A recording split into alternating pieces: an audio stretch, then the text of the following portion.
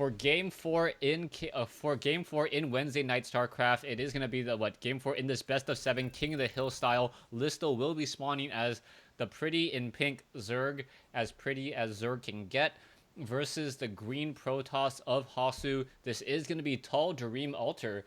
And a very interesting map choice by Hasu.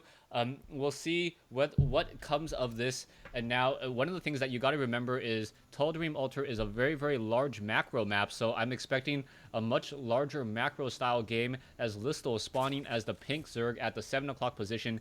Meanwhile, we have Hasu spawning as the green Protoss here at the 5 o'clock position. It is not going to be cross spawns. So who do you think has the advantage this time around? Well, it's very hard to say. I don't know about Whistel's playstyle. Mutalisks are very nice in these positions, as you know, they can easily bounce in and out of that natural of Hasu right there. But Hasu can also warp in on top of the natural as well. So we're going to see, what we're looking out for is going to see if they can both, or how both of them abuse the terrain, if at all. You know, some people don't really like to abuse the terrain and just kind of like to run in the front and see what they can do. Mm-hmm. As a Terran player, I can't really do that. You know, I swore to, you know, the Jim Raynor Bible that I have to abuse terrain whenever possible. So I, you know, have to siege up siege tanks down here. But this is a TVZ, so, and it looks like Hasu is gearing up, at least with that forward pylon, that he is going to do maybe a potential forge or gateway wall off, and it is going to be a forge. So it looks like we are going to have a forge fast expansion. Yeah, so a forward fast expansion in this Protoss versus Zerg PVZ, not TVZ. But we are going to have the Forge here, and we'll see whether or not we're going to see a fast hatchery. If we do not see a fast hatchery, which in fact we are seeing a spawning pool and an extractor, I would be very concerned if Hasu tried to go for a very fast Nexus. He needs to try to finish off this wall in a little bit more quickly, as metabolic boosted lings may be knocking on the front door in just a moment. You can see Hasu decided to pull in a second probe in order to scout out his opponent, and that was very, very important. You need to know before the 3-minute mark if the hatchery has gone down, if you do plan to do a fast expansion. And it looks like that Nexus will be coming in, and will Hasu cut his probe production in order to get some cannons? That is the key question. Oh, wow, very bold. He is throwing down his expansion, actually, so he is going to delay that cannon, and it looks like he does, looks like Listel does have 4 wings in production. Hasu also doing a nice little heart patrol pattern. So hearts out to everybody to try to block that expansion as much as possible. The first cannon is out, but it's not really the cannon that Hasu needs to get up. He needs to get this wall finished because Lynx can just easily run by this cannon if they do swing all the way around. And we do have a gateway going up, and Hasu is waiting. I'm sure he's going to throw down either a second gateway or a cybernetics core to complete this wall off. And this Overlord is just all up in Hasu's business, does see everything, does see the cannon. The cannon cannot reach it. And Hasu is going to, or should drop down something very quickly, as we do have 3 lings here that are about to make their way in. Hasu, please throw something down. No, I think Hasu, what he's trying to do is he can warp in a gateway. He wants a cybernetics core. He wants his gateway to finish. If his gateway can finish, he can get the cybernetics core and then do a sigh of relief. He's just trying to buy as much time as possible. If he sees those Zerglings, then he's going to be like, yeah, okay, I need to throw down a gateway, but it looks like a cybernetics core will be coming into play. There you go. As now 1 photon cannon, and there is that wall. Taking a look into the base of the Zerg, Listel did open up with another hatchery as well. There was already a queen right nearby ready to take care of that hatchery as soon as it is completed, and the queen staying in the hatchery or next to the hatchery like she should.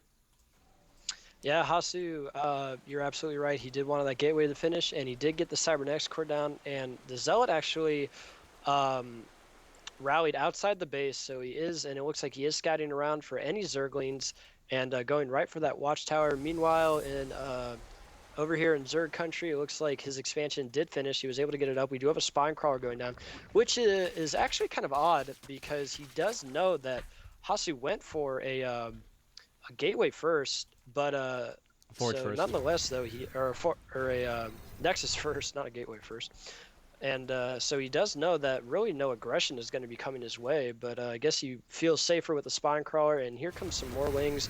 Gonna see if he can try to intercept this Zealot. Yeah, the Zealot is gonna instead activate that far zone Naga Tower. We are going into that Stargate now, so that Stargate going to be very, very important. The Stargate normally built at the natural expansion as well. I think this was part of OGS's MC style, where you keep that tech building right there. The Zealot now trying to engage, but very, very nice micro coming in from Listel, and I believe that Zealot only got 1 kill and a lot of damage, but that was it, even though that the Zealot almost nearly completed that 1-0 attack upgrade. Yeah, that was very impressive micro from Listel. Like you said, only losing 1 Zergling. But Hasu is going up with now 3 Zealots. So, and as you can see, he is prompting a response from Listel. Listel is adding 6 more Zerglings. If we look in his base, Lair is done. He does have 3 gases up and running. So we are just waiting for the next tech structure to come out. If we go over to Hasu's base right now, and actually the Zealots are going in, and they get kind of trapped. They only take out a few. That Spinecrawler actually, Spinecrawler I was making fun of earlier, actually came in handy, was able to poke some damage and help those Zerglings out. And it looks like Listel is gonna finish killing off the destructible rocks at the bottom so he can take his third. And actually a Stargate is done. And the first Void Ray is actually out and is coming around the back of the natural. And he might be able to see this Baneling nest if he just drops in the top, but it looks like he is going to take the long route down. If we look at the defense, the Evo chamber is only halfway done, and we only have 2 queens here. So I'm sure Hasu is actually not following that Void Ray up with anything, so kind of an odd decision. Yeah, I really don't know what to make of Hasu's build right now. There is one Void Ray in the air that's doing pretty much nothing. It will be able to catch an Overlord as it's trying to do some scouting, and the Overlord will get destroyed. As you know, Void Rays or the Protoss fleet, one of the few, the only race that can actually attack while moving. So that Void Ray would have just been able to keep up there. Zerglings are now moving out as well, and we are also going into a robotics base. So this may be a very, I guess, old school style, but we also may be getting some Baneling carpet bombing as well. The pneumatized carapace already done, ventral sacks about to be completed. You can see that these Banelings, essentially 200 hit point Banelings, will be coming into play, as those Banelings will be jumping inside that Overlord for some carpet bombing. Yeah, this is absolutely scary position, but actually the Void Ray is working down the third. These queens are slowly but surely making their way on their, obviously not the stars of their, track team going, but definitely, trying to save this expansion. A good amount of damage done, but here come the Banelings. We do have 1 Overlord 404 going to the main, but we have 6 Banelings going to the natural, and here he comes. Hasu is not paying attention and is losing, lost so many probes, and here comes the main. And he moves just in time, and now he's just running. Oh no, don't cut back. And loses a whole bunch more cutting back. So Hasu, kind of with a little miss micro there, did lose a ton of workers. If we go to the worker count now, he is down 11 workers, 29 to 40. Not in a terrible position, but now that the third base is up for Listel, Hasu, I really think needs to make something happen here pretty soon. Yeah, Hasu is definitely now just fighting uphill. You can see the Spire Tech now coming in as well. The drone count 46 compared to 31, a 50% advantage over his opponent.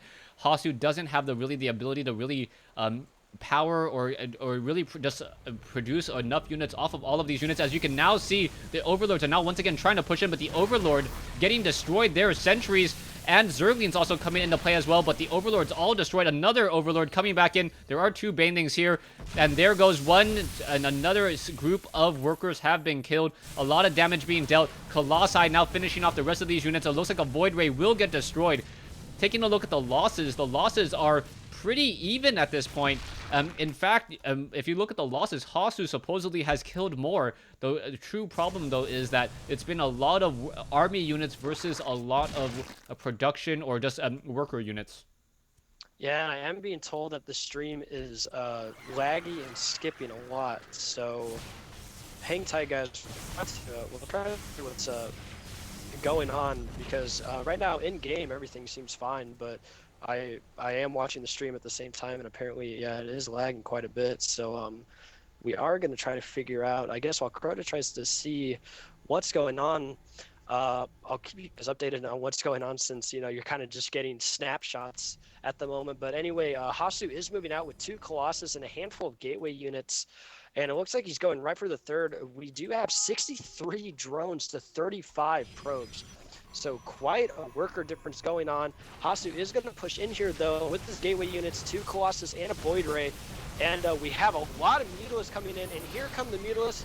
Hasu force you in Mutalisks. I don't think that'll work. Not that tall. And, and everything is just going down. And I don't know, Hasu might have to GG here, but this Void Ray doing so much damage. And here come reinforcements finally. And he looks like he will actually take this third down. So Hasu, with actually a very impressive attack, does take out all but 4 of the Mutalisks.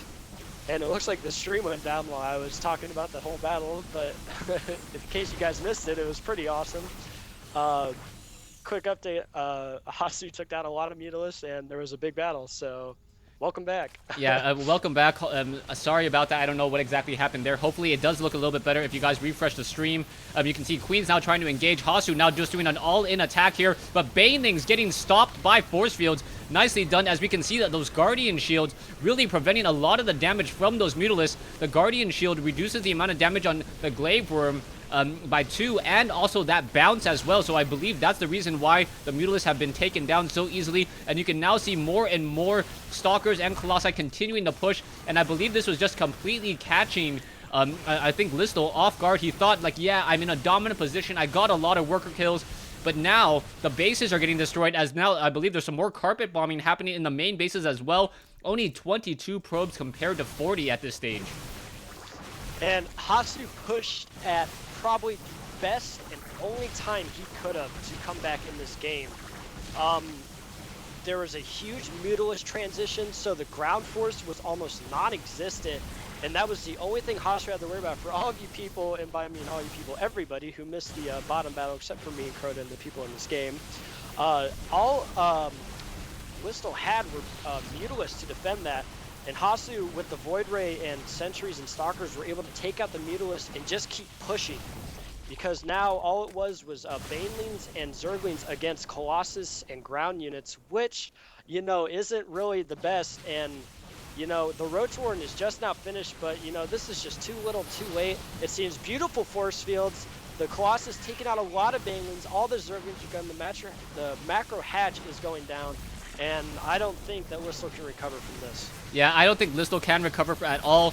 Like, I looked away for a couple of seconds to figure out what was going on with the stream, and now just a complete GG, a complete turnaround. Very, very well played by Hasu. And Hasu now able to even up the score. The only thing I can say is watch my YouTube channel, because I was able to record all of that. And you guys can go ahead and watch that, just the tipping point in that game.